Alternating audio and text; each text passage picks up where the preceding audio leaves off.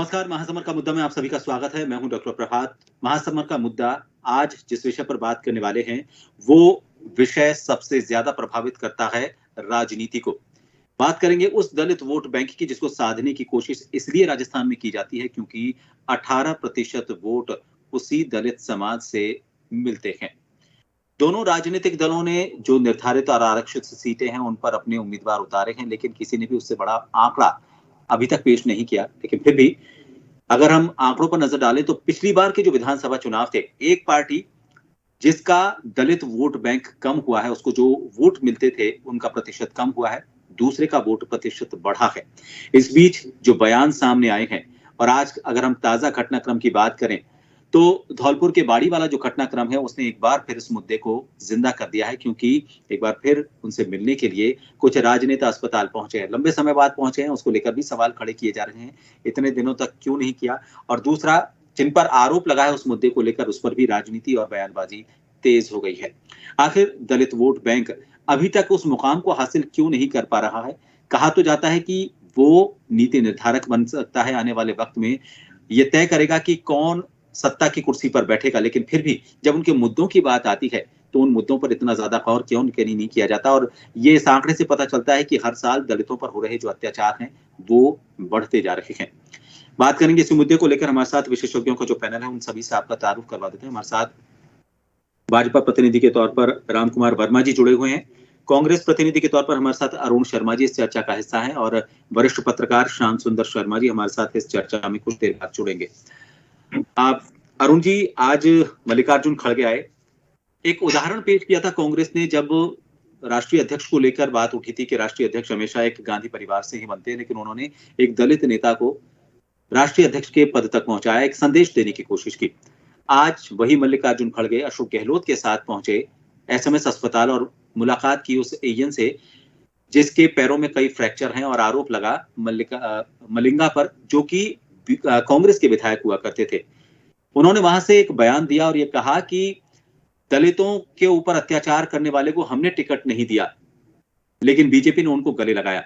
लेकिन उसके साथ ही बीजेपी ने पलटवार किया और ये कहा कि आपने टिकट नहीं दिया, लेकिन 2 साल तक उनको फिर अपनी पार्टी में रखा क्यों?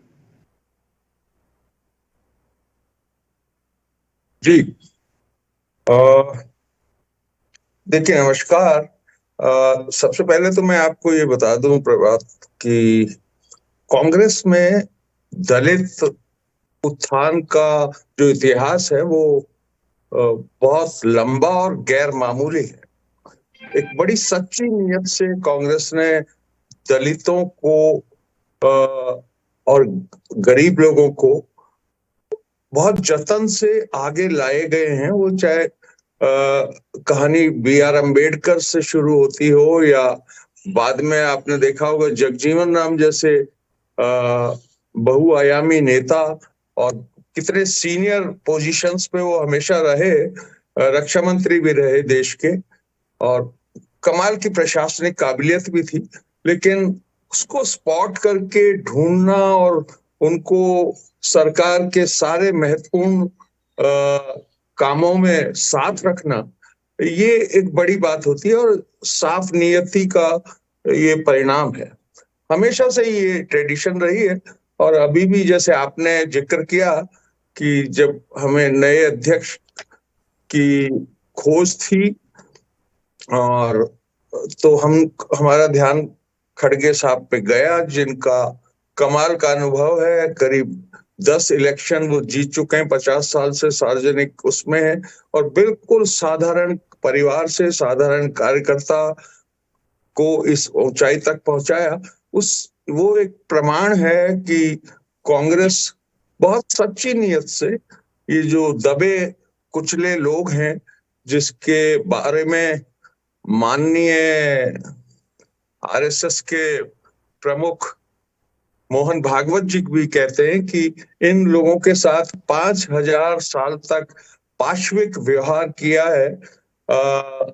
अगर अब 200 साल हमको ये प्रायश्चित करना पड़े तो करना चाहिए। ये अभी 6 महीने पुराने अभी बयान नहीं है उनका, ये स्वीकारोक्ति है। तो अब सबको बराबरी पे लाया जाए, ये अभियान कांग्रेस का पुराना है। जो करंट केस है प्रभात मलिंगा का, देखिए आपको याद होगा मैंने करीब आधा दर्जन डिबेटों में उन दिनों हिस्सा लिया। जीना हराम किया हुआ था भारतीय जनता पार्टी ने कि एक दलित इंजीनियर के हाथ पांव तोड़े गए हैं, और इनने बकायदा अभियान चलाया काफी दिनों तक। उसके बाद मलिंगा विधायक जरूर रहे होंगे, लेकिन सबको समझ में आ गया कि इनकी जो सोच है वो किस तरीके की है। विद द रिजल्ट वो बिल्कुल हाशिए पे थे, और फिर जब उन्होंने टिकट मांगा तो टिकट मना कर दिया। अब आप दोहरा चरित्र भारतीय जनता पार्टी का देखिए, जिस आदमी के लिए उन्होंने इतना तगड़ा अभियान चलाया, थकते नहीं थे चैनल्स पे आके उसका विभिन्न वर्णन करने में। अभी तक यही कंट्रोवर्सी थी, 76 हड्डियां टूटी हैं, 27 टूटी हैं, मतलब इतना दारुण डिस्क्रिप्शन होता था उन दिनों, और जवाब देना मुश्किल था क्योंकि बात तो गलत थी। तो आज ये जो खड़गे जी और चीफ मिनिस्टर साहब उनसे मिलने गए, कोई सांकेतिक बात नहीं है। ये हमेशा से ही कांग्रेस के दिल में रहे हैं, पिछड़े वर्ग के जो लोग हैं, और उसी श्रृंखला में जब वो जयपुर में हैं तो खड़गे साहब ने इच्छा जाहिर की और उनसे मिलने गए। जी, मैं अब जवाब ले लेता हूँ। राम कुमार जी, ये बात तो सही है कि जब ये प्रकरण हुआ था तो उस वक्त बीजेपी ने कई तो इसको उठाने के लिए कई तरह के आंदोलन एक तरह से कह सकते हैं ये किए थे और इसका काफी विरोध किया था। लेकिन एक झटके में इधर तो पार्टी छोड़ी कांग्रेस, और अगले दिन पार्टी ज्वाइन करवा के उनको टिकट भी दे दिया। मैं पहले तो ये कहना चाहूंगा कि कांग्रेस पार्टी ने 1947 के पहले की भी भाई साहब बात बता रहे थे कि 5,000 से अत्याचार होते। 1947 के बाद में 1950 से जब संविधान लागू हुआ उसके बाद उम्मीद लग रही थी कि शायद ये दलित समाज को न्याय मिलेगा। लेकिन मैं कह सकता हूं कि दलित समाज को जितना कांग्रेस ने और जिन्होंने यूपीए सरकार कहे चाहे कांग्रेस की सरकार कहे, जिन्होंने उनको पीछे करने का काम किया, और उनके जो सामाजिक सरोकार के काम करने वाले जो समाज उत्थान के व्यक्ति थे उनको किनारे पर लगाने का काम किया कांग्रेस सरकार ने किया। और कांग्रेस सरकार ने ये जाति व्यवस्था को खत्म नहीं किया, बल्कि दलितों को नारा दिया कि हम आपकी गरीबी हटाएंगे। इन्होंने गरीबी नहीं हटाई बल्कि गरीबों को दूर कर दिया मुख्य धारा से। लेकिन ये भारतीय जनता पार्टी का नेतृत्व, भारतीय जनता पार्टी का विचार है, जिन्होंने आने के बाद में 2014 से उन्होंने कहा कि हमारा विकास भी होगा और विकास के अंदर हमारा सेवा सुशासन जरूर होगा, लेकिन गरीब कल्याण होगा, सामाजिक न्याय, आर्थिक न्याय। डॉक्टर BR अम्बेडकर जी का जो था, जिसको कांग्रेस सरकार ने कभी देखा नहीं, बाबा साहब अम्बेडकर को हर जगह उन्हें लज्जित किया गया। 1952 में उसको चुनाव से हराया गया, लेकिन उसके बाद में भी वो अगर आए तो राज्यसभा में श्यामा प्रसाद मुखर्जी के प्रयास से आए, और उसके बाद में उस व्यक्ति ने जिसने एक संविधान का एक पवित्र संविधान दिया, लोकतंत्र आज जिंदा है उनके कारण, उसको अपमानित किया गया, लेकिन उनको सम्मानित नहीं किया। गैर कांग्रेस सरकार में बताऊं कि इन्होंने जो किया, मैं उसका भी जवाब दूंगा जो आप पूछ रहे हैं। जब उनको भारत रत्न मिला, बाबा साहब अम्बेडकर दुनिया में भारत में देखिए इतिहास में बहुत ज्यादा तो वक्त लग जाएगा। मैं आज के दौर की बात कर रहा हूँ, आज की बात कर दे। बाबा साहब अम्बेडकर का आइए सर, वर्तमान पर ऐतिहासिक प्रोग्राम को बनाएंगे तो बहुत ज्यादा लंबा हो जाएगा। वर्तमान पर आइए। वर्तमान में सवाल ये है कि ये कैसा दलित प्रेम है, ये कैसा दलित प्रेम है जिसमें एक दलित के हड्डियों को गिनना पड़ जाता है, उसके फ्रैक्चर्स को गिनना पड़ जाता है और उसे पार्टी में शामिल कर लिया जाता है। ये दलित प्रेम कैसा है, ये सवाल है मेरा। उसके बारे में लेकिन आपने जो शुरुआत किया भाई साहब कांग्रेस के हमारे आदरणीय, मैं सम्मान के साथ मैं कहना चाहता हूं, तो उसके लिए कहा कि बाबा साहब अम्बेडकर को इन्होंने किस तरह का अपमानित किया गया, और उनको बात मानने के भारत रत्न कब मिला, जब गैर कांग्रेसी सरकार थे। पंच तीर्थ जो बनाए गए, और ये जो आप करो उस घटना की बात, जिस घटना के बारे में बता रहा हूं, इस घटना के बारे में जब इनको जो विधायक था, जनप्रतिनिधि था, अगर इनको ये मालूम था कि इस जनप्रतिनिधि ने ये शामिल है तो उसको विधायक क्यों रखा गया, क्यों नहीं जेल के अंदर घुसेड़ दिया गया, क्यों नहीं चालान पेश हुआ? क्यों ये चालान पेश होता है जब उसको भारतीय जनता पार्टी में शामिल होगा? हमने 2 वर्ष तक इंतजार करने के बाद में, और जब उस व्यक्ति के निश्चित है दुखदाई है घटना, लेकिन इन लोगों ने तो वहां पर उसका स्वागत और साफा पहना तो मतलब आपने इस मामले में, बीजेपी ने एक मामले में फैसला सुना दिया कि वो निर्दोष है और इस वजह से शामिल कर लिया गया। मतलब बीजेपी ने अपनी अदालत में ये फैसला तय कर लिया। अगर वो दोषी होंगे तो सजा मिलेगी, लेकिन 2 साल तक क्या किया? मामला अभी सब जुडिशियल मामला है ना ये अभी। 22 मार्च को जब वो व्यक्ति मार्च 2022 से अगर वो हॉस्पिटल में है, उस व्यक्ति के अगेंस्ट में इन्होंने एक शब्द भी बोला क्या? क्यों नहीं बोला? मेरा सवाल ये कि ऐसा हृदय परिवर्तन, ये जो हृदय परिवर्तन हुआ है, पहले जिसको बिल्कुल गालियां देते नहीं थक रही थी बीजेपी, आज उसको अपनी पार्टी का हिस्सा बनाकर पार्टी ने टिकट दे दिया। ये हृदय परिवर्तन की वजह क्या सियासत नहीं मानी जाए? फिर हृदय परिवर्तन उसने जिस व्यक्ति को हुआ उसके बाद ये लगा कि उसके अगेंस्ट में ये कोई कार्रवाई नहीं कर रहे हैं, इसका मतलब है कहीं न कहीं उसके अंदर दूसरा रहस्य होगा और उसकी जांच होगी। अगर अब चालान पेश होता है, निर्दोषी होगा और मान लो वो दोषी होता है तो उसको सजा मिलेगी। लेकिन कांग्रेस का चरित्र देखिए आप, एक दलित व्यक्ति अगर इन्हें माना कि जिनसे पूछो कि क्या आप कहेंगे जनप्रतिनिधि ने वो हमला किया, और हमला किया तो उसको विधायक कैसे रखा, उसको बर्खास्त क्यों नहीं किया? मैंने सवाल किया, मेरा सवाल की शुरुआत कांग्रेस से यही थी। मेरे जो सवाल की शुरुआत थी वो यही थी कि इतने 2 साल के बाद ये प्रेम क्यों हो जाए। मेरा सवाल यही था। पर मैं ये कह रहा हूँ कि आज राजस्थान के अंदर दलित अत्याचार और महिला अत्याचार में नंबर 1 है। 35,000 केसेज है जो दुष्कर्म के आए, उसमें दलित समाज की महिलाएं और बच्चियां उनके सच में संवेदनशील है क्या? ये इनको नहीं आया कि नादौती के अंदर घटना हुई उसके बाद में इन्होंने क्या किया?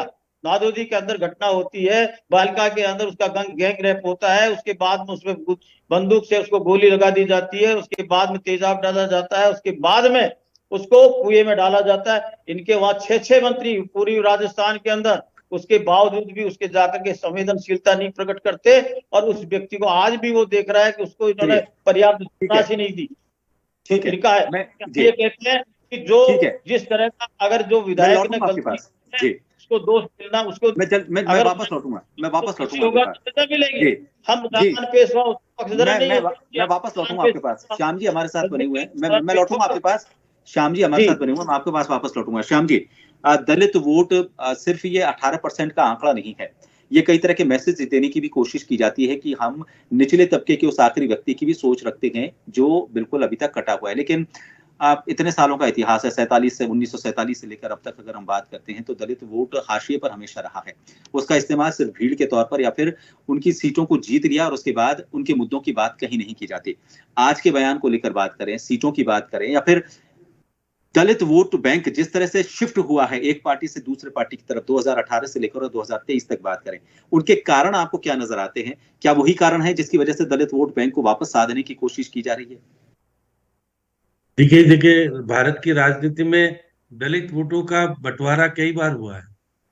कभी मायावती के रूप में हो जाता है, उससे पहले तो कांग्रेस एकाधिकार मानती थी कि हमारा ही वोट है, कहीं जाएगा नहीं, लेकिन अब बढ़ गया है। अब देखिएगा कि आप जैसे जैसे अब देखिएगा कि राजस्थान में भी भीम आर्मी वाली पार्टी जो आ रखी, आजाद चंद्रशेखर जी की, पता नहीं कहाँ से आ गई। हमारे वोटर्स को बांटने का काम तो हो रहा है।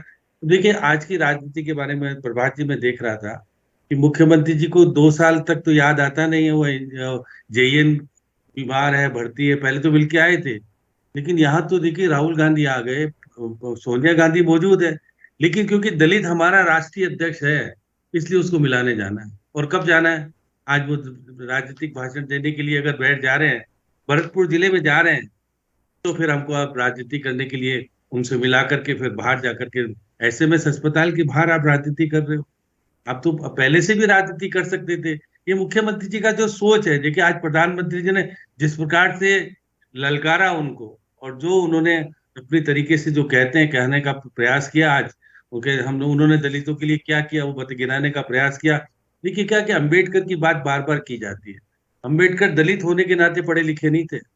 उन्होंने पढ़ाई लिख कर करके अपने दुनिया को बताने का काम किया, मैं दलित नहीं हूँ, मैं पढ़ा लिखा हूँ, अच्छा इंसान हूँ, इसलिए उनकी पूजा की जाती है। आप दलित होने के नाते हम उनको कहें कि वो दलित थे इसलिए दलित, आप दलित जरूर उनकी राजनीति का फायदा लेना चाहते हैं। उन्होंने कभी नहीं कहा दलितों को कि आरक्षण चाहिए, हमको पढ़ाई चाहिए। अगर उनको पढ़ा लिखा करके ढंग से योग्य बना दोगे तो ये दुनिया तो देखिएगा नॉलेज की दुनिया है। अब देखिएगा दलित की दुनिया तो है नहीं, दलित को तो केवल हम 80 करोड़ को देते आ रहे हैं, वो देंगे, अनाज देंगे, वो देंगे। उनको कम से कम एजुकेटेड करिए। देखिए राम कुमार जी आज है, एजुकेटेड है, इनको जरूरत नहीं ना कि मुझे किसी इशारे की जरूरत है, क्योंकि मैं सक्षमता से बड़ा क्लिक करके देखिए तो आरबीआई में अधिकारी होकर रिटायर हुए, अब इनको क्या जरूरत है इस चीज की। ये समाज के लोगों को इस तरह से प्रोत्साहित करें और करें कि भाई मेरा जो समाज का बच्चा है, हर बच्चा पढ़े, उसको सहयोग मिलना चाहिए पढ़ाई लिखाई में, और उसको एक आगे लाने का काम हम सबको मिलकर के करना पड़ेगा।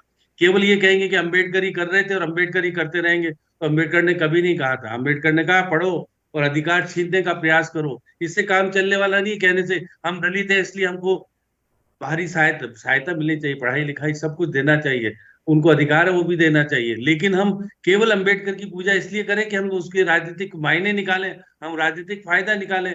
इसलिए मैं तो उसका पक्षधर नहीं हूं। हमेशा अंबेडकर को मैंने भी पढ़ा है, उन्होंने कभी देखिएगा, उनको देखिएगा अनुसूचित जनजाति को कहाँ ले गए वो। अब देखिएगा जिस तरह से उन्होंने अपना धर्म परिवर्तन करके कहाँ चले गए थे, आपको भी पता है। राम कुमार जी के कहने की बात नहीं है कि उन्होंने बौद्ध धर्म क्यों अपनाया। अपनाया कोई ना कोई तो कारण था। इसलिए निश्चित तौर पर दलित को दलित मत कीजिएगा। दलित तो ये नहीं कि दलित होगा तो वो हमेशा ही दलित रहेगा। वो अपने आप को कामयाब बना करके राष्ट्रपति बन सकता है देश का, देश के राष्ट्रपति बने, उपराष्ट्रपति बने। हमारे यहाँ तो बहुत सारे लोग हैं जो आज भी बड़ी अच्छी स्थिति में हैं। उसका मतलब ये थोड़ी नहीं कि हम दलित को दलित रख करके केवल कहेंगे कि इनको तो केवल 5 किलो गेहूं दे दो, 1 किलो दाल दे दो और छोटा मोटे थोड़ी बहुत सहायता दे दो, ये तो वही रहना चाहिए, आगे बढ़ना नहीं चाहिए। कि समाज में बराबर की हिस्सेदारी मिलने के लिए जो परिवर्तन आना चाहिए राजनीति में, तो राजनीतिक लोग तो जो करते हैं, आपने देखा कि आपके भी राष्ट्रीय अध्यक्ष थे, क्या तरह के आरोप लगे आपको पता है पुराना रिकॉर्ड। वो हमारे राजस्थान से, जालोर से सांसद बने थे, उनके ऊपर किस तरह का आरोप लगा था। तो ये सब चीजें आरोप लगे क्यों, व्यक्ति साफ सुथरा और अच्छा रहे।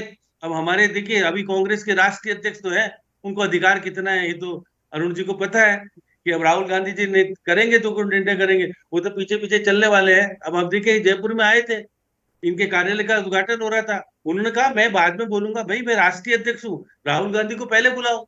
तो देखिए समझ में नहीं आता है। देखिए राजनीति में भी जिस तरह की चेष्टा हो गई कि राष्ट्रीय अध्यक्ष के करीब कैसे आया जाए या राहुल गांधी नजदीक को कैसे लाया जाए, ये राजनीति में वोटों का बंटवारा जो हो गया है उसको रोका जाना चाहिए प्रभात जी। क्योंकि देश में जिस तरह का बंटवारा हो रहा है कि ये हिंदू है, ये मुस्लिम है, ये बाकी जाति के लोग हैं, इस तरह से जातिगत आधार पर जो राजनीति हो रही है, ये देश को पिछड़ा करेगी और धकेलने का पीछे काम करेगी। इसलिए इस राजनीति को सुधारो और अच्छे लोगों को, चाहे कोई भी वर्ग का हो, उसको आगे लाने का प्रयास करो, जिससे कि देश की विकास की गति तेज मिल सके। हम राजनीति करते रहेंगे, चुनाव चले जाएंगे, ये सब चीज होती रहेगी। अब मुख्यमंत्री जी को चुनाव के बाद जेएन याद नहीं आएगा, तो उसके पिताजी तो चाकसू से चुनाव लड़ चुके। अरुण जी पता है आपको, तो मुकेश वाल्मीकि चुनाव लड़ चुकी, राहुल गांधी ने नहीं, देखिए राजीव गांधी ने टिकट दिया था, पायलट है वो, पायलट की ट्रेनिंग शुदा है और अच्छे व्यक्ति है। उनको आपने चाकसू का उम्मीदवार बनाने की हैसियत नहीं की, क्योंकि आपको तो चाहिए नहीं अच्छे योग्य व्यक्ति। केवल जब वो पिट जाए, कर जाए, उसकी हड्डी पट्टी टूट जाए, तो हमारे राजनीतिक तौर पर काम कैसे आएगा। इसलिए जब उसने आंदोलन किया था, जब आपने अरेस्ट नहीं करवाया, केवल देखिए वो तो राजेंद्र गुड़ा था जो समझा के ले गया था, वो पेश कराया था, और अरेस्ट कराने के बाद किस तरह का शान शौकत से वो जमानत लेकर के दूर हो गया था। क्योंकि उसको वो, सही बात है, आपने टिकट देने से इनकार कर दिया तो वो चला गया पार्टी छोड़ करके, क्योंकि वो तो कभी आपका था ही नहीं। कांग्रेस का कब था वो तो बीएसपी से आया था व्यक्ति। वो बीएसपी के चुनाव देखिए, वो व्यक्ति बीएसपी से चुनाव जीता था, जो कि दलितों के आधार पर चुनाव लेकर के जीतने वाला व्यक्ति है। इसलिए कहा कि मुझे तो यहाँ पर मिलेगा नहीं कुछ, लिए बीजेपी में चलो, पता नहीं भविष्य सुधर जाए। तो राम कुमार जी आप भी लेकर के उनको टिकट देने का काम इसलिए किया क्योंकि आपको वहां पूर्वी राजस्थान में जगह चाहिए। अभी पूर्वी राजस्थान में भाजपा की स्थिति ठीक नहीं है, मुझे लगता है। आप बता दीजिए अगर ठीक हो तो क्यों लाना पड़ता मलिंगा जैसे व्यक्ति को। तो ये बात है कि राजनीति में वोटों की राजनीति का निश्चित रूप से महत्व है। उस महत्व के कारण जो कुछ घटना आज सुबह से मैं देख रहा वो घटित हो रही है और आगे भी घटित होती रहेगी। एक एक सीट महत्वपूर्ण है, इसलिए किसी भी तरीके से छोड़ना नहीं चाहते। अरुण जी 2013 की बात करें और 2018 की बात है, कंपैरिजन में इसलिए कर रहा हूं क्योंकि जो 34 सीटें हैं उसमें से 2013 में 32 सीट बीजेपी लेकर गई थी। ये आंकड़ा अगर हम और उसके पास, कांग्रेस के पास कोई भी सीट नहीं आई थी। लेकिन अगर हम 2018 की बात करें, थोड़ा सा सुधार हुआ, 19 सीटें कांग्रेस लेकर गई थी एससी की, और 34 में से और 12 पर बीजेपी रही थी। लेकिन 2013 और 2018 के जब मैं वोट प्रतिशत की बात करूं, दलित वोट कितना गया, उसका आंकड़ा घटा है, बीजेपी को ज्यादा मिला है। ये बात अलग है कि इसको जब बहुत ज्यादा डिटेल में जाएंगे कि प्रतिशत घटा, उसके बावजूद सीटें इतनी ज्यादा मिली, और भी कई इसके फैक्टर्स होते हैं। लेकिन ये जो प्रतिशत घट रहा है, वोट प्रतिशत धीरे धीरे खिसकता जा रहा है कांग्रेस के हाथ से, क्योंकि 45 से 38% होना बहुत ज्यादा गिराव है, और वो 32 से 34% होना, बीजेपी का बढ़ जाना, आपके लिए चिंता का विषय नहीं है 2023 में? देखिए प्रभात, मैं इस बात का हामी हूं कि हर आदमी को टोटल स्वतंत्रता होनी चाहिए कि वो किसी भी चुनाव में किस पार्टी को किस वजह से, किन पॉलिसीज की वजह से चुनता है। और अगर उसमें फ्लक्चुएशन आम आदमी का भी होता है, सवर्ण का भी होता है, लोग इधर से उधर होते हैं, तभी तो चुनाव में हार जीत होती है। अब तो इसलिए इसमें हम उसको उस दृष्टि से नहीं देखते।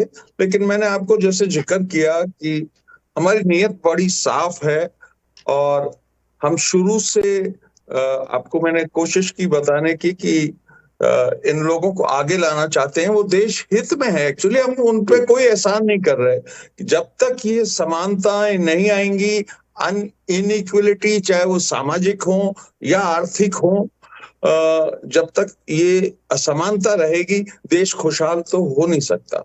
इसीलिए सबकी जिम्मेदारी है कि ये समानता को प्रोत्साहित किया जाए, इनको गोटियों की तरह इस्तेमाल नहीं किया जाए, अवसरवादिता की सीमाएं पार नहीं की जाए। ये मलिंगा बेस्ट केस है।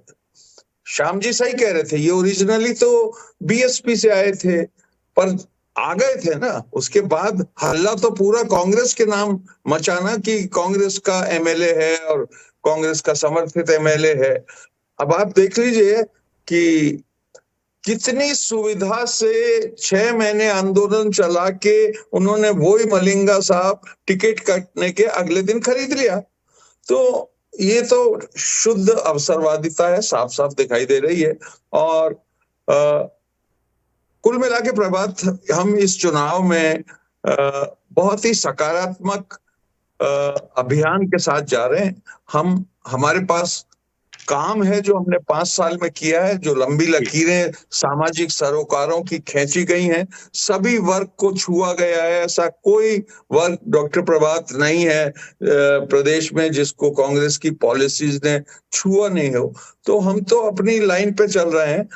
बाकी सामने अगर कुछ बौखलाहट हो, प्रधानमंत्री जी कहें आप बटन ऐसे दबाइए कि फांसी लग जाए, प्रधानमंत्री की भाषा है, और गृह मंत्री बात कर रहे हो, आप देखिए ना उसको क्या, आप देखिए उसको क्या किस्सा बना लिया इन्होंने। कहानियों के जमाने चले गए। उदयपुर में जो दुर्भाग्यपूर्ण दुर्घटना हुई उसको ये 70 mm पे दिखाते फिर रहे हैं। इनको मालूम होना चाहिए कि ऐसे जघन्य अपराधी भी 2 घंटे में राजस्थान पुलिस ने गिरफ्तार कर लिए। जो अपराधी हैं उनके डॉक्यूमेंटेड तार जुड़े हुए हैं भारतीय जनता पार्टी के साथ, कटारिया जी के साथ उनके फोटोग्राफ उपलब्ध हैं, कोई भी देख सकता है। हम इतनी गहराई में नहीं जा रहे, लेकिन उस मुद्दे को किस स्केल पे उछाला जा रहा है ये कई जगह अपनी चुनावी सभा में कहते हैं कि कन्हैया लाल जी के जो सपुत्र थे उनको 5 लाख दिया गया है, जयपुर में जो इकबाल थे उनको 50 लाख दिया गया है। सफेद रंग की झूठ ओपनली चुनावों में बोली जा रही है, सबको मालूम है। मैं लेता हूं सवाल का जवाब, जी को भी 50 लाख रुपए उनके सपुत्रों को दिए गए, 2 परमानेंट नौकरियां दी गई हैं सरकारी। लेकिन झूठ का बोलबाल है, कुछ भी बोलो इस समय। भाषाएं देखिए आप, कोई कह रहे हैं हमें जूता चलाना आता है, गोलियां चलाना आता है, प्रत्याशी कह रही हैं, वो भी महिला। कोई कह रहे हैं हम टांग तोड़ देंगे। टांग तोड़ने वाले की उम्र करीब 40 है, जिसकी टांगें तोड़ी जानी है वो 80 साल का है। मतलब आप संस्कृति देखिए इनकी। मैं जवाब लेता हूँ, मैं जवाब लेता हूँ इनसे, राम कुमार जी से जवाब लेता हूँ। राम कुमार जी, जो सवाल मेरा इनसे था वही कंपैरिजन आपके साथ भी करना चाहूंगा। बीजेपी को जो नुकसान हुआ था 2013 से 2018 में 20 सीटों का, एससी की जो 20 सीटें थी दलित की, उनका नुकसान हुआ था। हालांकि जो वोट परसेंटेज बढ़ा था वो सिर्फ 2% बढ़ा। तो ये जो अब फिर भी, और ऐसे में अब सबसे बड़ी चुनौती अब ये भी, जैसा श्याम जी ने कहा था कि आरएलपी का और एएसपी का जो गठबंधन हुआ है एक तरह से जाट और जो दलित समीकरण है उनको बिगाड़ देगा, और इसका सबसे ज्यादा नुकसान बीजेपी को नजर आ रहा है, क्योंकि पिछली बार भी जो 20 सीटों का नुकसान हुआ है 2013 से 2018 में वो बीजेपी को हुआ है। किस तरह से साधेंगे इसको, किस तरह से बचाने की कोशिश करेंगे? हमारे लिए नुकसान का बीएसपी या आजाद पार्टी या कांग्रेस पार्टी, इनके कारणों से इनको नुकसान जरूर हो रहा है। हमें इसलिए फायदा हो रहा है, हमें सबसे गरीब वर्ग जो जुड़ा हुआ है जिसमें अनुसूचित जाति जनजाति है, ये हमने कहा कि हमारा सामाजिक न्याय और आर्थिक न्याय हो। जो व्यक्ति गरीब है, जो पिछड़ा हुआ है, और 70 वर्ष तक ये इंतजार करता रहा है। उसके लिए आती 2014 से क्या किया आपको मालूम चाहिए कि सामाजिक न्याय भी करेंगे। आर्थिक न्याय के लिए आपको मालूम है कि मुद्रा बैंकिंग का जो लोन दिया गया वो क्यों दिया गया। स्टैंड अप योजना के तहत में सारी बैंकिंग की इंडस्ट्री को कहा गया कि कम से कम एक SC ST और महिलाओं को दिया जाएगा। इसी के साथ साथ में आपने जितना भी स्टार्टअप हो उसके अंदर प्रायोरिटी MSME का जो प्रोडक्ट है वो 25% और वो अधिकांश जो SC ST की जो यूनिट है उनको दिया जाएगा। मैं तो कहता हूं कांग्रेस ने जिस तरह से उनको धोखे में रख करके कि हम ही दलित समाज के या उसको एक दलित बना दिया गया, जो पहले श्याम सुंदर जी ने भी बहुत बढ़िया किया कि दलित दलित के नाम से उसको हीन भावना कर दिया। आप ये कहते हैं कि भेदभाव की बात है। एक घटना होती है जयपुर के अंदर और घटना होती है रोडरेज की, उसमें एक एक्सीडेंट होता है 2 समय, उसके बाद में किसी व्यक्ति की वर्ग विशेष की वो मारपीट में मौत हो जाती है, दुखदाई है। 2 घंटे के अंदर और 3 घंटे के अंदर उसको 50 लाख रुपए नौकरी और सब कुछ दिया जाता है। नहीं, उसका लेकिन स्पष्टीकरण दिया ना, अरुण जी ने बता दिया ना, वो तो उसके लिए बता दिया अरुण जी ने, दोनों को 50 लाख और नौकरी उधर से अलग से दी गई, बता दिया, उसका स्पष्टीकरण दे चुके हैं। आप एक कन्हैयालाल जी को जिसका आतंकवादी है उनको 50 लाख क्या होता है उनके लिए, तो मैं कहता हूं कि वो ऐसे देशद्रोही आतंकवादियों के लिए किया, उनको तो करोड़ों भी दे तो भी कम है। लेकिन मैं कहता हूं कि उन महिलाओं उन बच्चियों के क्या हुआ जिनको जला दिया गया, भट्टी में डाल दिया गया, टुकड़े कर दिया गया, उनको आपने कितनी नौकरियां दी? नादोती के अंदर कितनी नौकरी दी? खाजूवालों में कितनी नौकरी दी? अभी अभी दौसा के अंदर केस हुआ कांस्टेबल की, वो भी महिला थी, उसके साथ में जो जिस तरह का कांस्टेबल ने किया, रक्षक की भक्षक होगा, उसको कितना दिया आपने? जाकर के इनके मंत्री और प्रतिनिधियों ने जाकर के उसके समाचार भी नहीं लिए। इस तरह के एक नहीं लाखों केस रजिस्टर्ड, और इनके मुख्यमंत्री जी कहते हैं कि ये तो, एक बार सुनो मेरी बात को, कहते हैं ये FR लगी झूठे को से, ये झूठे को केस है। सामने प्रत्यक्ष में इनके मंत्री महोदय कहते हैं, ये टिकट की बात कहते हैं, जब दुष्कर्म की घटना है तो उसका जवाब देते हैं कि राजस्थान मर्दों का देश है, ये मर्दों का देश है, ये तो बहुत सारे देश को शर्मसार करने वाली बात है। इस तरह का ये बयान देते हैं और फिर कहते हैं कि राजनीति करते हैं। आज जाकर के मुख्यमंत्री का इनके अध्यक्ष जी मिलते हैं और कहते हैं कि वो गरीब और दलित समाज का अध्यक्ष है, हमने तो प्रेसिडेंट से लेकर के सब कुछ दिया। और उसके अंदर आज भी जो राष्ट्रपति महोदय है वो सामान्य कार्यकर्ता और जिसके अंदर राष्ट्रीयता है और सामाजिक सरोकार की किया, वो देश की राष्ट्रपति महोदय है। ये सामाजिक न्याय का काम किया तो भारतीय जनता पार्टी ने किया, इन्होंने सिर्फ भटकाया, लटकाया, भ्रमित किया। कभी कहते हैं संविधान चेंज होगा, संविधान तो चेंज नहीं हुआ। भारत का संविधान आज भी वो से है और प्रजातंत्र को सही मायने में अक्सर से पालन करते हुए नरेंद्र मोदी जी कार्य कर रहे हैं। एक एक गिनती करो सामाजिक न्याय। मैं कहता हूं आपको अंत्य दो गरीब के, इन्होंने कितने गांव मेरे को बताइए जिन्होंने आज इन्होंने की समानता के लिए कोई गांव का उदाहरण प्रस्तुत किया हो कि आज इस गांव के अंदर आज भी वहां पर है जो बहन बेटियों के साथ। सोशल इंजीनियरिंग किसकी कितनी काम करी है। जी राम कुमार जी, बिल्कुल सही बात है, ये बात बिल्कुल सही है। देखिए सोशल इंजीनियरिंग किसकी कितनी काम करती है। आदरणीय अरुण जी, इसमें कहना चाहूंगा कि आपने बाबा साहब अम्बेडकर जी जो है वो अपनी योग्यता से थे, राष्ट्र के एक बहुत बड़े महान पुरुष थे, उनको आपने दलितों से जोड़ के क्या किया? अगर अलीपुर के अंदर जो आज बहुत स्मारक बना, किसने बनाया? आज भवा के जयंती उनके स्थल पर बहुत भव्य स्मारक बनाया, किसने बनाया? आज जो चैत्य भूमि के अंदर जो बनाया गया पूरी जगह किसने दिया? और लंदन के अंदर जिस कमरे में और उसमें रहते थे उसको एजुकेशन के लिए आज SC ST के लोगों के लिए बनाया, किसने दिया? और आपने तो ये किया, इंदिरा साहनी का केस आया तो रिजर्वेशन को खत्म हुआ, 5 वर्ष तक आपने ऑफिस मेमोरेंडम को वापस नहीं किया। भारतीय जनता पार्टी के नेतृत्व में आया तो अटल जी की सरकार। ठीक है, मैं माफी चाहूंगा, समय कम है, माफी चाहूंगा, ये बात सही है। ठीक है, सोशल इंजीनियरिंग किसकी, जी समय कम है सर, समय समाप्त हो चुका है। जी कार्यक्रम का समय की सीमा है, माफी चाहूंगा। लेकिन जो आपकी बात है वो पहुंच गई जनता तक। मैं थोड़ा सा उसको समराइज कर देता हूं। सोशल इंजीनियरिंग हर राजनीतिक दल करने की कोशिश करता है, लेकिन ये सोशल इंजीनियरिंग सिर्फ टिकट देने तक ही काम आती है। लेकिन उसके बाद आदिवासियों की बात करें, दलितों की बात करें, पिछड़े वर्ग की बात करें, मैं आप ही की बात कह रहा हूं मैं राम कुमार जी। लेकिन इन वर्गों को लेकर उत्थान की जब बात की जाती है, नीतियां बनाने की जब बात की जाती है, तो वो वोट बैंक सामने क्यों नहीं आता, उनको प्राथमिकता से क्यों नहीं रखा जाता? राजनीति से ये सवाल वो लोग करते हैं। मैं वही बात कह रहा हूं, राजनीति से सवाल वो लोग करते हैं जो टिकट देने के लिए मतदान केंद्र जाते हैं, अपनी अंगुली पर नीली स्याही लगवाते हैं, वक्त अपना जाया करते हैं, लेकिन उसके बाद जब उनके हक और हुकूक की बात नहीं की जाती तो सवाल उठना लाजमी होता है। देखना होगा कि सोशल इंजीनियरिंग किसकी कितनी काम आई और ये सोशल इंजीनियरिंग उनको अब आने वाले चुनाव में कितना फायदा पहुंचा पाती है, इस पर 3 दिसंबर को नजर रखी जाएगी। बहुत बहुत शुक्रिया आप सभी का हमारे साथ महासमर का मुद्दा में जुड़ने के लिए। नमस्कार।